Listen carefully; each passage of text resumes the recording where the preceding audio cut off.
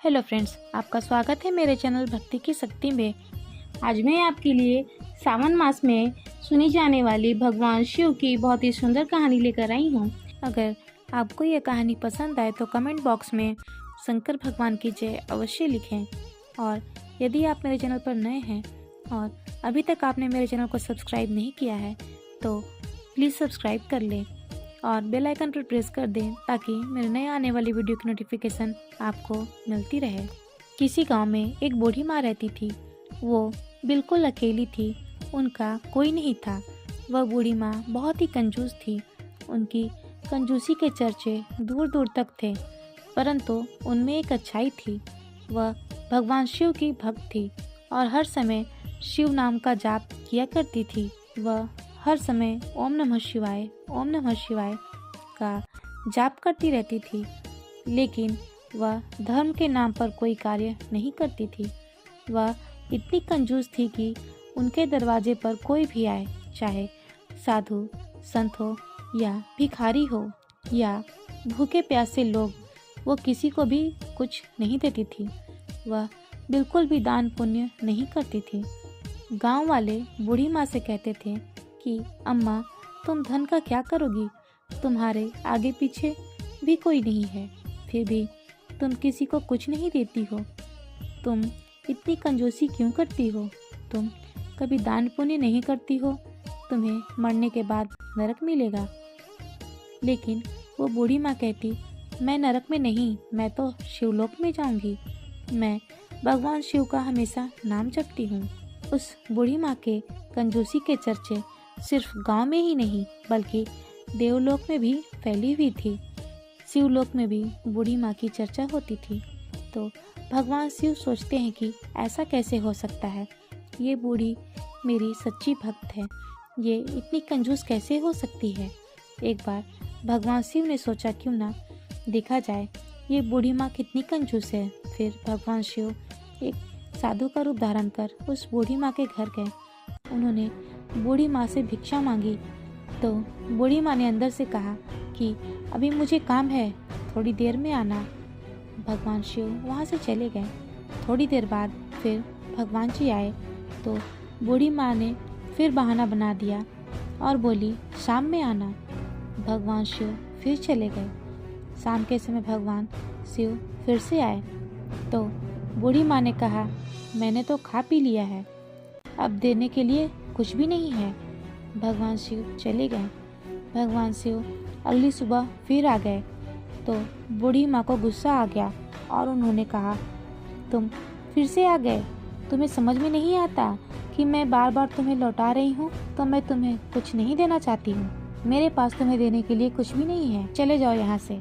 भगवान शिव मुस्कुराते हैं और सोचने लगे, सच में ये बुढ़िया तो बहुत ही कंजूस है। फिर भगवान वहाँ से लौट गए। धीरे धीरे समय बीतता है और बूढ़ी माँ की मृत्यु का समय निकट आ जाता है। वह भगवान शिव का नाम जपती रहती है। फिर उसकी मृत्यु हो जाती है तो यम के दूत उसे लेने आते हैं।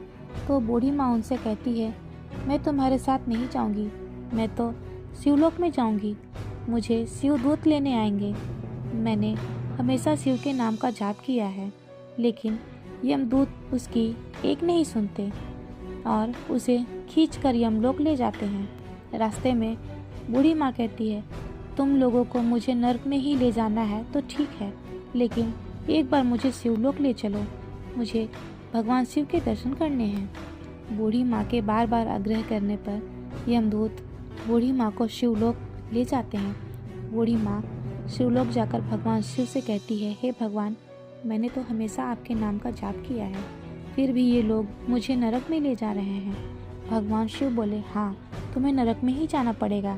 तब बूढ़ी माँ ने कहा, लेकिन भगवान, मैंने हमेशा आपकी पूजा की, आपका नाम जपा, फिर भी मुझे नरक में क्यों जाना पड़ेगा?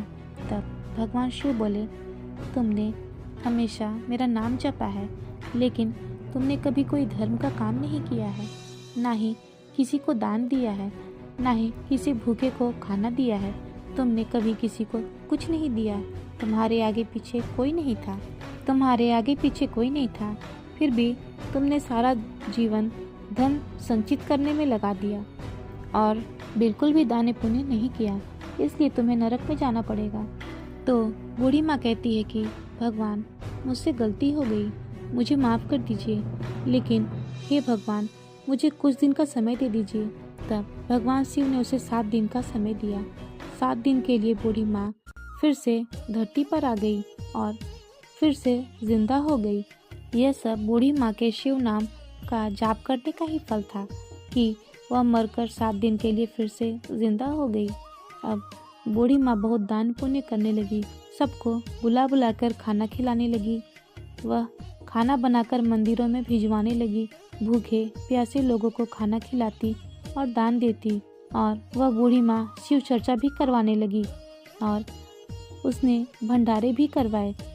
उसने इन 7 दिनों में बहुत कुछ दान पुण्य किया, अपना सब कुछ दान कर दिया और फिर 7वें दिन उस बूढ़ी माँ की मृत्यु हो गई। फिर बूढ़ी माँ ने शिव जी से कहा कि भगवान, अब ठीक है, अब तो मैंने बहुत दान पुण्य किया है। तब भगवान शिव ने कहा, हाँ, जितना तुमने सारी जिंदगी में नहीं किया उतना पुण्य तुमने 7 दिनों में अर्जित कर लिया। अब तुम शिवलोक में रह सकती हो। और बूढ़ी माँ खुशी खुशी शिवलोक में रहने लगी। ऐसी है भगवान शिव की कृपा। जय हो भगवान शिव की। इस वीडियो में इतना ही। आपको मेरी ये वीडियो अच्छी लगी हो तो मेरे वीडियो को लाइक करें और ज़्यादा से ज़्यादा शेयर करें और चैनल को सब्सक्राइब करना न भूलें। वीडियो में अंत तक बने रहने के लिए आपका धन्यवाद।